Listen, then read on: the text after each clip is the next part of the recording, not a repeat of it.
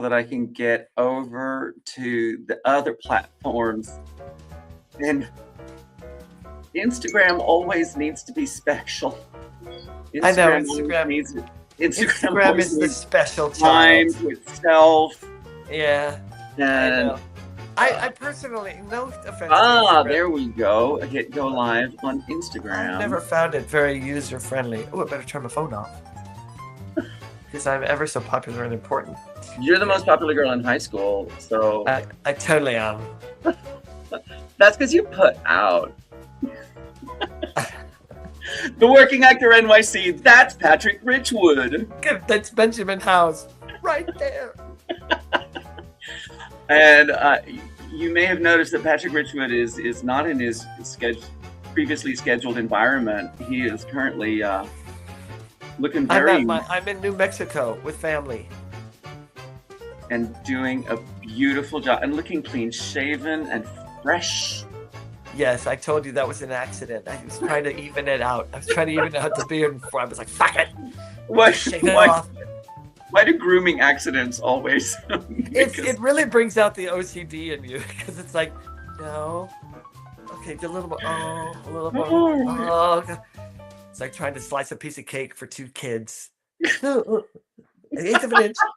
16th of an inch. That is a very specific analogy, and I love it. Slice Every parent will know. For two kids. All right, let's jump into it. My field report is basic and bare this week. I've been watching a lot of television, and I've got to tell you, it's homework, but it's really interesting to me. There are so many, the world of television is so much bigger than I think it is. And I know. Instead of diving into it, I'm like, oh, I like this and I don't like that. I like this and I don't like that. I'm starting, my God, Patrick, this is the lesson. I'm starting to form opinions. What? Who are you? Crazy. As I get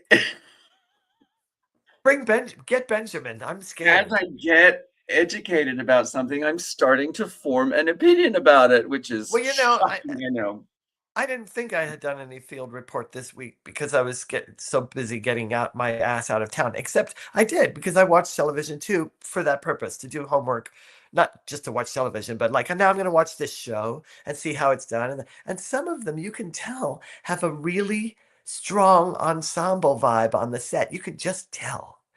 What are you talking about specific? Well, like that show that I mentioned, not Crank. What the? Oh, it just went right out of my head. The name. What? No, another one-word name. Big mistakes. Indian family and or Pakistani family and community and the actor. Yeah. Anyway, we'll come up with the name, but that's a great example of like you can see people are at the top of their game working with each other. You could just see it. It's vividly comes off the screen, and you think, oh, that comes from the top. I love that. I love when I can see that. Good ensemble acting we're seeing a ton of that in television in the last 10 years, but sometimes you can see. I texted you about adults. Oh, here it is. Bait. That's it. Yeah. On Amazon Prime. Yeah, it's really, really good. I didn't see any openings for white guy in his 60s. You never know. I mean, obviously, you never know. Adults did. I highly recommend Adults. So you and I went down this path, and we'll share it with our listeners and viewers, because you and I have given ourselves this homework to get a little more educated about television. So we've been watching shows that we may not necessarily have seen before. We both watched Big Mistakes and turned it off. It was too stressful. I was like, my shoulders were up like this, and I was like, I was like, please make me laugh. Please make me laugh. And you and I had made me laugh, but it made me laugh in that way that's like, I hope I don't shit my pants. I was just like, it feels like, let's put together a group of unlikable people and put them in situations where things go badly. And I just was like, this isn't making me laugh. You know who does that? Who famously does that is Ben Stiller. You have to be uncomfortable to get his comedy. You really have to be like uncomfortable. So there's a line, that tension. Well, it's a line between tension and comedy. Like, make me laugh, make me uncomfortable, and then make me laugh about it. But Yeah, for me, Beef managed that, but Big Mistakes did not. So right. that was Same, the journey same. I'm on. Yeah. Anyway, let's That's our move field on. report. That's a field report. Watch television, more It's of ongoing. it. Watch TV, I guess, if you have to. Stretch out on the We're couch, getting make a some lot of popcorn. hellos from the crowd on YouTube. Well, thanks for joining us for the Working Actor NYC. This is our podcast, the office hours in the green room. Let us know what you're working on in your acting career, so that we can offer our well-seasoned opinions and advice about it. Hey, to all of our friends over on TikTok, you can click on the link in my link tree in my bio if you want to see the full shenanigans over on YouTube or Facebook, or Instagram is And also you can live. click on my link tree anytime, baby. Where Um, I don't have a link tree. so I don't even know what so it is. let's have a look. This is a video that got sent in by my dear friend Mallory. So I'm a dancer and I went to a dance CCC where I already knew the first 2/3 of the combination, and then they added a little bit more to the end than what I had typically done in the past. But I was like, you know what, I got this, I'm gonna be good. And my group ended up being towards the end, my little trio that we were dancing in, and something happened. I don't even know how to describe it, but I could feel myself kind of blanking out on what the next move was. And then I kind of realized that the other girls may have been looking at me, or I was looking at them for a second, and we all fell off track, fell off course. It was like dominoes, and couldn't get back on the music. And the lovely associate just started marking it so that we could kind of get back on, and then it was over. And then we didn't get to try again. And so I think I just felt so mortified in the moment. My body tensed up. I left and I leaned over to my friend and I was like, I have to leave because I'm so in shock that that happened to me, that I made that big of a mistake in the room, that I'm going to cry. I'm going to cry. And so I left and I ended up crying about it. And it was so embarrassing because I'm someone who will make a mistake and get back on. And for whatever reason, it just fell apart. And it's really, really difficult when that happens to recover from that moment. And I personally think that maybe because as dancers, we just have so much information in there during audition season that maybe something just didn't stick with me that day. Oh. And I've had to remind myself that not every audition is going to be perfect. And I mean, I'm still thinking about it, so. Oh, poor Mallory. She's the sweetest human being and incredibly talented. I And mean, the dancer mentality already, I take my hat off to every dancer that I meet, because it's like, how you do that? But and the thing is, actors, they give us the sides ahead of time. Singers, they give us the song ahead of time to learn it so we can bring it into the room and prepare it. Dancers, you do it on the spot. Yes, but I will say that's part of the dancer's job description, and they're all really good at it. I think I hear something that, as an actor, that would apply to what Mallory's situation is. Can I jump in? Go for it. Mallory, I think for what happened, why it was different than the times that you've gone, oops, missed that, keep going, is because this time you didn't know why you fell out. And I think it's because it happened so quickly. It happened in the reverse. It wasn't you fell out and then noticed that the other girls were looking at you. I think it's that your mind got went off of what I would call story, but for you, it's like the moves, the choreography, and started thinking about the other girls for a split That second. part. And That's exactly that's what I what was pulled you out.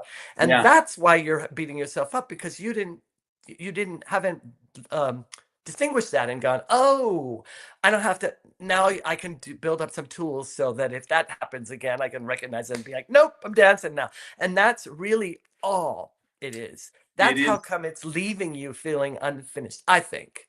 It's that moment of it's one thing to take responsibility for yourself, but all of a sudden she felt responsible for the two people behind, for the two other dancers behind her that she was working with. And I feel like that would be total, like I can fall off my own track and get back on it, but if I fall off my own track and take responsibility for the two people behind me, we're gone. Like, yeah, but there's two separate things happening. She might feel like she's suddenly responsible for throwing the whole thing off. I don't know, but she was saying, I was aware of them, and it yeah, was not the usual body space awareness. It was like aware of something that pulled her out.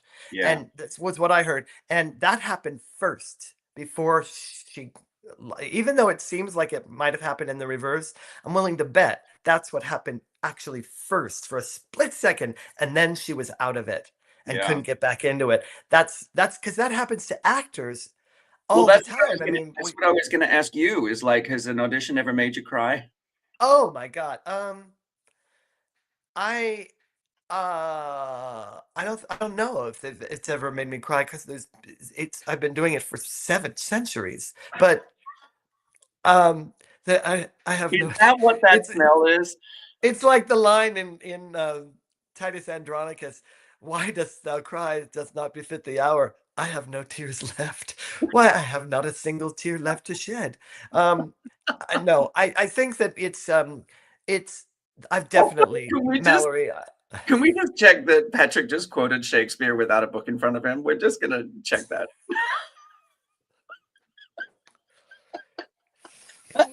As the nurse in Romeo and Juliet says, in the version that was cut.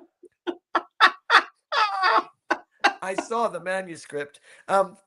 Mallory, I think that Mallory, I've had auditions like that. I know Benjamin has. Every actor I've ever met has had an audition that left them really reeling from, like, how did that happen, and how come I can't go back and fix it? And I just want to tell you, it's so simple. It comes down to something so simple, and the thing was not memory related or physical. It's a mental thing, and all it was oops, I got pulled out of the story. I'm going to call it the story, because that's what it would be for us. For you, I believe the best dancers are the ones who have made the choreography into a linear story for themselves. And Right. they're expressing and making choices that are personal through that choreography. So it's story to me. Yeah. And for whatever reason, your brain went, what's going on over there? And boom. Yeah. So our listeners are chiming in. Mars over on TikTok. What audition on TikTok? Mars over on TikTok said, "What audition hasn't made me cry, or happy, or anxious, or sad?" I mean, it's kind of the thing. Like, my strongest reaction to an audition situation was kind of more along the lines of, "Are you fucking kidding me right now?"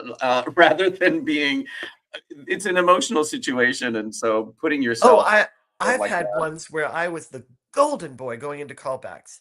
And for whatever reason, mental, physical, emotional, whatever the perfect storm was, I crashed and burned when I could have gotten the job. I mean, I would have been like the choice going in.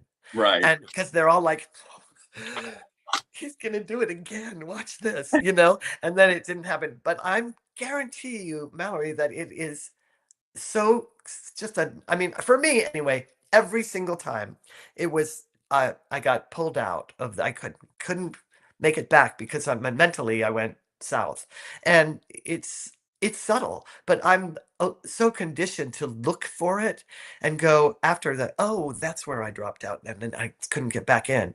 And the other thing I'm going to say is, I've had more than I can possibly count auditions where I made a mistake, but I was so present and in the story and so right there that I turned it around, or I did what any person would do and just repeated myself and said it correctly, or any number of other things that are human, right? But Yeah. it turned into an asset, because they got to witness what it's like working with someone who doesn't drop the ball, Right. just keeps going. And that's kind of a great little sort of bonus to show them. It models how on the ball you are, Mars Yeah. is saying auditioning is the most vulnerable and stressful part of being an actor, in my opinion.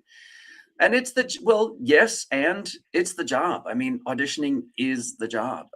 It's what, how many auditions do we go on versus how many jobs do we have? Do you know what I mean?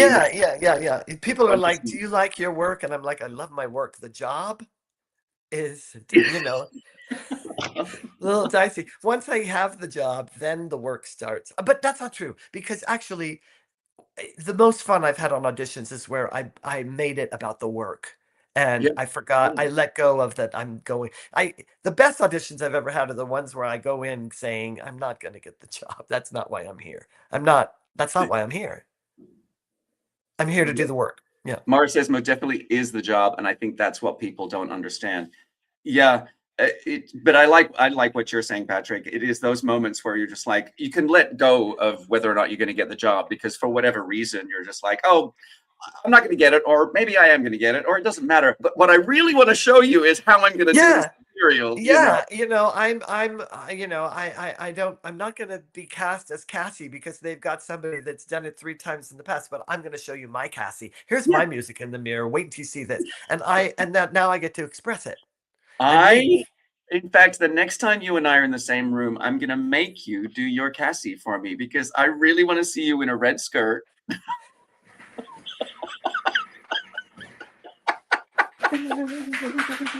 There you go. Oh, yeah. Oh, wait. There. You've seen it. The back bend. Oh my God. Please don't injure yourself.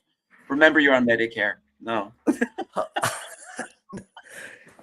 You're an asshole. Have I told you that lately? No, I am not on Medicare, viewers. Oh, why not? You should. What, girl? I'm not old enough, you asshole. Oh, you're not? No.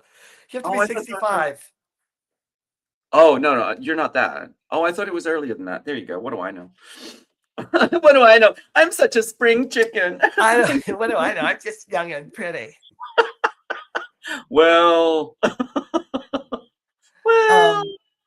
oh gosh. That's but all that to say, but I should have started with, boy, do I sympathize, Mallory, because I mean, yes, we've all been there. Oh boy. But I really just wanted to point out that it's a tiny little mental thing that once you know that that's what causes it, what causes that kind of a response to a mistake. You could have easily been in a headspace where you were totally present.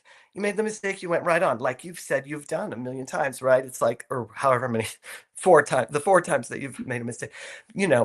It's just such a simple little think, and to know, oh, here are some tools that I have to stay in the story. Yeah. I just felt so bad for her when she, Oh yeah. I mean, because the other thing about being a dance call is that there are 25 other people in the room watching it happen. You know what I mean? It's just like, oh, my heart. Yeah. That's why when you go into auditions or callbacks and there's like 19 people, did you ever work at Goodspeed? Oh yeah, we met at Goodspeed. I think at Goodspeed where I forgot. Have you ever worked at Goodspeed? Oh right. I forgot. There's so many. What is the play? Oh my God. Wasn't it Goodspeed where they have the audience, they have the donor participation, so they bring the donors to the callbacks? Riverside. Oh, that's Riverside. That's right. Riverside Theater in Florida. Hey, part of the perks for if you donate money to the Riverside Theater, one of the perks is that you get to come to New York City. They fly into New York. Watch the actors do their callbacks. And you're not allowed to say anything. You're not allowed to do anything. And it's so weird. But I actually kind of liked it because it's like, hi, folks. Maybe I'll see you later. And then when you meet them at the, at the opening night party, they're like, I saw you audition. It was so fun. And they also come backstage. You weren't my favorite, but I'm glad you got the job. Yeah. I'm so surprised you got the job, but congratulations. Congratulations. I didn't see it. Can you imagine? Listen, if you ever go up for this role again, I have notes. Sorry, Mars is like, looks like the 7 centuries of being in the industry are starting to catch up with him. Oh, burn. Oh, the burn. Mars has got the sassy pants on today. Starting to. You call that sassy? Starting to. We're way beyond starting to, Mars. Oh, dear. I'm already deceased. This is, I've laughed so much, I'm crying. Great. Terrific. Because we're actually here to talk about something deeply serious. Your mascara's running. Yeah, we are here to talk about something serious, I think, which is Please, no, I'm kidding. attitude. Mars says, please, no, I'm kidding. Of course we know you're kidding. But it's the kind of, Who said that? this is Mars over on TikTok. I'm like, Mars, Fuck this you, is Mars. I I'm never didn't talking to you fall, again. I never liked you in the first place. Ah. I don't know who it is. Good stuff. And anyway, it's on TikTok, because there's plenty of you over on TikTok. If you want to see the full shenanigans, head to the link in my link tree to the YouTube, and you can see the full shenanigans. Which basically means letterbox instead Double of fun postage stamp. No, they're only getting me. They're only getting me on TikTok. Let's talk about actors and our attitudes. Cool actors and our attitudes. Okay, so today we're asking the question: do you have to be selfish to succeed as an actor? And if I may, I will. And it's by the way, it's kind of a little bit of a trick question, people. So don't think we're that easy. Don't jump to the conclusions straight away. Straight away. So this was initiated by an experience that I had. I went in to do a job, and I met an actor I hadn't met before. And literally one of the first questions out of this actor's mouth to me was, "What are you on at the moment?" And I said, "Did you say lorazepam 200 milligrams? What about you?" Lexapro. That's what I would have said. But the intention was to sort of flash our credentials at each other. And I mean, let's be real, you don't ask that question unless your answer to that question is very impressive. Exactly. Right? So it was an attempt by this person, I think, to sort of make themselves look impressive. And I saw it and I clocked it, and I didn't. Everybody has their own way of dealing with things, but it did make me think about some of the legitimately successful actors that I have worked with, who carry with them an amount of self-certainty. And I'm thinking of one specific occasion. I will not mention this. I'm right here, Benjamin. I'm right here. I know it was somebody much more famous than you, my darling. This is somebody. How is that possible? This is somebody who's walked the Met Gala red carpet. So we were doing a show together for several months. Oh yeah. And at one point during this show, RuPaul came to see it. And after the show, RuPaul came backstage and would only take one photograph with the entire company. We were going to wait until everybody was ready. We were all going to get together. We were going to have good on her. Yeah, good right? on her. None of this, everyone. None of this sneaking a photograph of RuPaul from the wrong angle, blah, blah, blah, blah, blah, right? Well, and I get that's true too. Yeah. Of course, we had to wait for everybody to come together into the room. And this actor, let's call this actor Maxi. Actor X. What? Actor X. Maxi, I don't know. I'm trying to be gender non-specific, but Maxi, of course, was the last person to join the group. So we're all sort of waiting for Maxi to arrive. And when it was sort of like, oh, here comes Maxi, everybody huddled together around RuPaul. Maxi walked into the crowd of people, positioned themselves directly next to RuPaul to pose for the photograph. And there's a part of me that says, I want to judge that behavior because I would never do that. But there's a part of me that admires that behavior because the self-certainty that Maxi carries is what has, I suspect that self-certainty has propelled them into Hollywood and onto the Met Gala red carpet. So that's where today's topic came from. Do you have to be selfish to succeed as an actor? Do you need that level of self-belief? Is humility a disadvantage? And I think there's a spectrum at play here. Let me know what you think, Patrick. Like, on one end, insecurity can make you invisible, right? Yeah. It's you're not gonna start to fly until you believe that you can do it. But there's what I think where the majority of us operate is in a sort of grounded self-confidence, Yeah.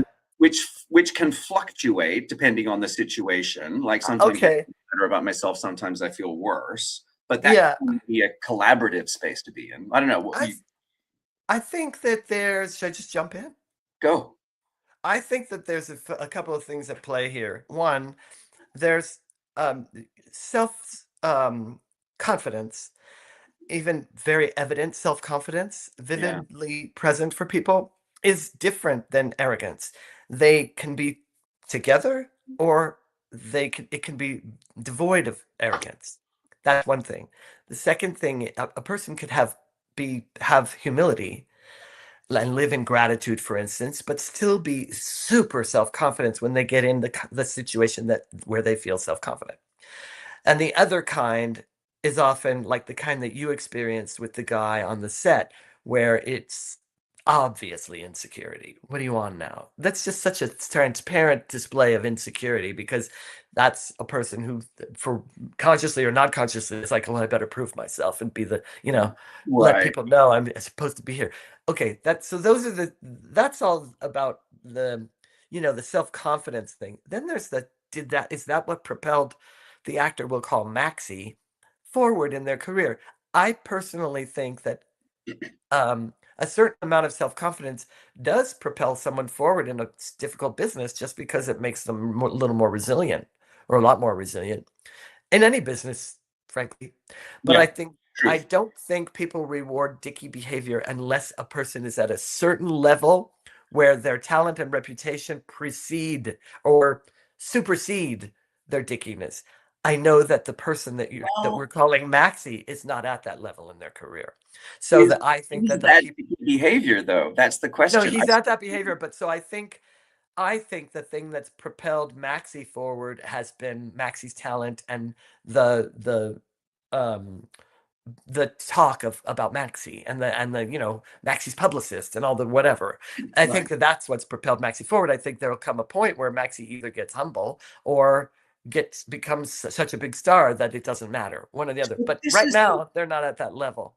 so this is the interesting things because you were saying you were talking about arrogance, and I'm sort of wondering if arrogance is in the eye of the beholder in a way. Oh yeah, Do you know what I mean? Like we all there's have a that too. different scale upon which we judge that kind of behavior. That's very true. I hadn't thought of that. That's right. That, like, there's people who are self-confident, and for some people that occurs as really inspiring or charming or uplifting, Yeah, or even just cool, right? And I admirable. have a certain sense of self-confidence on the set, that people have said to me, I like you're not afraid to ask questions, or step right in. You're a real collaborator. That's true, because I feel I have a right to be there. I feel like I have the same amount of right to be there as anybody else, even Yeah. if there are great big stars in the play. And I just do. And so, but I can be arrogant, and I regret being when I have been, but not usually. But that doesn't mean my confidence won't occur for some people, as get her, Exactly, right? right? There are some people who can look at your confidence in not being afraid to center yourself for a moment or for for a rehearsal or whatever, and think, "Oh, wow, I really admire that Patrick can do that." And then there are other people who's like, "Who the fuck does he think he is?" Do you know what I mean? So Yeah. it's kind of in the eye of the beholder a little bit, and it's probably says your reaction to that behavior probably says more about you. I don't know. Well, all we have to work with is ourselves. I mean, we can't Yeah. change other people, right? So if a person, so I wasn't kidding when I said, if someone said to me on the set, "What are you on now?" I would make a joke to point. I think I would make a joke because I feel like if something's so transparently insecure, the best thing to do is kind of chuckle with them about it. I worked with a guy who, in a cast full of people who were thoroughbreds, Yeah. thoroughbreds. And this guy was is a wonderful actor, and he was in to do one of the character roles. And there wasn't a single person in that cast, not one, in a big musical that was under par. It was extraordinary. It's very rare. I don't even know if it's ever even. I can't remember the last time I've ever experienced that. But I was dazzled by everyone.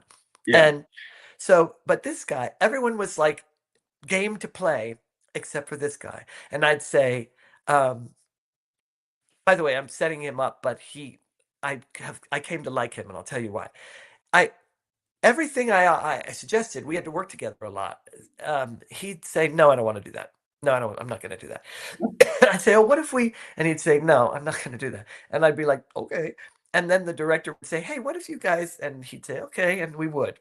And after about the third time of that, he goes, "Listen, I'm not trying to be negative or anything. It's just that would work for you, but I don't think we'll have time to do." And I was like, "Please don't." Because I laughed. The third time he said, "No," I just started laughing because it was so blatantly not fitting a rehearsal. It was just so utterly no. And it struck me as funny. And he kind of got defensive, but then he got off of it, and he started saying, "All right, you were right. Let's give that a try." So anyway, even he came around because the cast was so vivid, so the vibration was so high, Yeah. and nobody made him wrong. I didn't make him wrong. I just wasn't putting up with it either. So just getting back to this sort of idea of your self-certainty, and yes, there's different ways of dealing with it in the moment, but I feel as though the industry rewards a certain amount of that self-certainty. But it's sort of like the clearer you are about who you are and where you want to go, I think the industry finds it easier to put you there. I suppose you're right, only there is a limit. It does hit a ceiling eventually. If the assholism continues to accompany that, eventually it'll shut you Well, down. it doesn't. I mean, it can manifest as assholism, or it can Absolutely. manifest to some people as a kind of admirable self-certainty. So Yeah, like we said, but there one will or the other will tilt the scales. You know what I mean? Like yeah, in this guy's case, it didn't he didn't dig into being a dick. He lightened up. He yeah, got it. yeah. But a person, I think that's because my response wasn't defensive. I think when a person Yeah. gets a defensive response, it starts a chain reaction. Like, you know, I and it's interesting because it set you off when you got that question on the set. It was like, what do you do with something like that? Like it leaves you feeling like, oh shit, I could have said this or that or the other thing or walked, or not taken it personally. But it's such an off-putting thing to say too. It and so I think Don is that's saying my Don Nicholson is saying the physical appearance of the person can also come into play because the person fits into their category of their beauty. I mean, yeah, yeah, that's true. if we're talking about What people things who, that propel people forward? You mean? Yeah. yeah, and to people who get to a certain level of name recognition in the industry that I certainly don't have, or although there are some people who would be thrilled to have the career I'm having, but I guess I am the people that Yes, I'm that's thinking true. about who have displayed behavior that I might think of as off-putting have certainly People like achieved. Don, for instance. Well, Don has his own level of physical beauty, so Don is a supermodel, viewers. For those of you who don't know, Don is an international supermodel, and so he's really just touting his own horn. It's Don's way of saying, "What are you on now?" but it's interesting to me because I when I think about this sort of behavior that can be labeled as self-centered or selfish or arrogant or dicky behavior, Mhm. the flip side of that is that I always hear showrunners and cast showrunners in specific. Let me be specific. I have heard showrunners say, we have a no asshole policy on our set, right? So there are sets where they strive to make sure that everybody on that set is not an asshole. But let's be real, Brian Cox is clearly kind of an asshole, but it's why he Is he? so good in Succession. Oh, he has zero filter in his opinions, right? So, or Oh, I've worked with loads of people like that. I won't say who they are because who cares? But there's loads of people like that. But I have a little bit of an issue with we have a no asshole policy on our set, and here's why. First of all, it's a trendy thing to say. Secondly, everybody is an asshole sometimes, yes, and you can't just to when say you we're only going to have nice people on here. It's like, all right, well, but how are you going to monitor that? I mean, people it's a creative process where you're being collaborative, you're vulnerable, you might fucking offend somebody, get over it. I've had this conversation with many of the old guard, and the faith, lots of the older crowd, and they're like, yeah, this whole nice thing, I mean, of course you personally strive to be a good person and to be kind and to leave people with something better than, you know what I mean? But I don't, but there was at least a tremendous trend to cast the person who's nice over the person who's really great, because that they're not sure that person's going to be difficult or something. You're always going to cast the person that you think you're going to be able to work well with. So of course we always, in those situations where we are taking the meeting with the showrunner or taking the Zoom with the casting director, we're going to put our best foot forward and not show those sides of ourselves where we feel combative or defensive or offended by something that's been said to us, or maybe we do, and that helps. I don't know, but I feel as though there's a difference between the public persona and the personal persona, because it's the behavior, Maxie's behavior. I can only comment on the behavior that they displayed in the workplace. I have no idea if they were arrogant and what they're self-centered like on in their own personal relationships. You know what I mean? So it's unfair of me to say, oh, Maxie is therefore an arrogant person, because maybe they aren't like that in their real life. Well, and also you kind of nailed it when you said maybe I'm just judging them, because like there's different ways to do that, right? There's like, oh, hey, sorry, I'm the last person here. Where do you want me? And probably they're going to say, because Maxie was the central lead of that show, oh, stand next to Rue. Okay. Or Rue might say, stand next to me. That's a nicer way to do it. But then again, Maxie might be the type of person that's like, well, I know where they're going to want me, so I might as well just go there and not not dick around. But and other people might look at it and go, oh, smell her, right? So again, it's so subjective. I think you have to can really only differentiate when someone is like a Brian Cox, for instance, and it's like, okay, now their brand is they're gonna be difficult about everything. You know, that's and he's at a level of his career where people are going to keep booking him anyway. He's so damn good.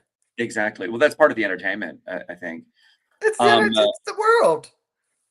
It ain't fair. It ain't right, Don. We can't all be as beautiful as Don, and Don knows that. And believe me, Don takes advantage of that, viewers. I think the reframe for me is being unmistakable about your value, but without letting go of your morals, your who you are as a person. I think you can. It's fair to be unmistakable about who you are and about your career, where you want your career to go, and how you see yourself in your career. Yeah. But I think you also have to hang on to, I'm still going to be a nice person. I want to share with you real quick. I had an episode at the airport that I thought was one of those moments. You had an episode? I had one of my episodes. And it was one of those moments where I went, geez, I wish this were on film, because I so rarely have this presence of I'm so rarely this guy. But I stopped momentarily to put my phone in the pocket of my backpack before I approached the assembly line of, put everything on for security. And I just stopped for a second, and there were people behind me, and this guy, 3 or 4 people back, went, "Well, there's forget it." And he just puffed past me and went right in front of me and onto the thing. And a couple of people behind me were like, "There's a line, sir," and stuff like that. And I was like, I know. And so I went up next to him, and I was like, "Were you gonna?" And he goes, "I don't have to answer to you or anybody. You don't stop in the middle of a line." And I was like, "Well, everybody." He goes, "Well, I'm not." I go, Everybody pretty much agrees that was a kind of a douchey move. Couldn't you just say?" And he goes, "I don't answer to you or anybody. I don't live by what other people think." And I was like, and I said, "Oh, that's a good idea. Do a really dicky thing and then lean into it." And he went. I went, and he goes, "Well," I'm like, "We're done." And I felt so good about that. because here's my point. No matter how I respond to it, nobody needs to be worried about the way they're going to respond to how other people or what other people think. I don't necessarily think that's that healthy, but everybody ought to be responsible for what they're leaving people with. That's the difference. Everybody needs to be responsible for what they're leaving people with. Okay. Yeah, that's what that guy didn't do. It's Right. fine that he doesn't give a fuck about what people think of him, right? But shame on him for not being responsible with leaving a bunch of people with a bad experience. Yeah. He did that. That's him. It's like somebody throwing a piece of garbage out the window on the highway and going, "I don't care. I'm not going to see it again." Well, yeah, but you just left litter for someone else to clean up. That's Yeah. kind of the same thing. So I Summer was bring that up because it's like, that's where you want to be. It's not about ethics. It's like, be a better person. so Summer was just saying, how do you respond to someone who tries to embarrass you by calling you out in front of your peers by not being perfect at a task? And it is kind of, that sort of behavior that you were just That's talking the about. way. Yeah. You have to, I mean, now I can, if I'm in a good headspace, I can actually sort of interact with the person as who I know they really are. You can't say it to a total stranger, but you want to say, "You're so much bigger than this, knock it off," but you can't. But you can have that attitude, and sometimes that transfers, and a person goes, "Oh, well, maybe I didn't, that came out wrong." It's like, Sure. sometimes it takes care of itself. Yeah. This has been a delicious discussion. I'm thrilled that we got this time together while you're in the Mexico of New. Thank you. It's lovely here. It's really lovely here, and my allergies are calming down. Yeah, thanks. It's cold and raining here in New York, so thanks. Whatever. I don't care. But yeah, I think the reframe that is valuable is please take responsibility for how you treat other people. Yeah, what you're leaving people with. Like, You look can at it still from be that very point of view. clear. You can still be very Yeah. clear about your career path and who you are in the industry and where you want to be, where you want to go in the industry. But please take responsibility for the people around you as well. And the other piece I would say is, if you want to be confident, start with, well, I believe I deserve to be here as much as the biggest star on the set? Am I worthy as worthy as they are? Yeah. Start with that, because if the answer is no, get that organized, because you deserve to be confident. You really do. We work hard. We deserve to have confidence in what we do. And if we don't have that confidence, Who will? exactly. So true. Look at that. Look at that. We're finishing each other's sentences. We did it. Like all right, an old we will be back couple. right back here in 2 weeks' time, an hour Well, I won't be earlier, here. because Benjamin. Well, yes, Patrick won't be right there, but we'll be right here. That's right. We'll be right here in 2 weeks' time, an hour earlier. But don't worry, we'll let you know, because Benjamin's got a job to do. Benjamin's got to go be voiceful. I better go into the city and be voiceful. But thanks for joining us on the Working Actor NYC. Please check out our website, theworkingactornyc.com. Please send us a video so that we can feature you right here on the podcast. And don't forget to trim the link tree or whatever it is you do with those. You can find us at the Working Actor NYC on Facebook, Instagram, TikTok, YouTube. You can find us Spotify, Spotify, Apple Podcasts, and let us know what you're working on in your acting career. Yeah. And in which way we can be of service to you. Send us videos, send us questions. We love them. We love them. And we love you. Thank you, everybody. Thank you, International Male Model Don Nicholson.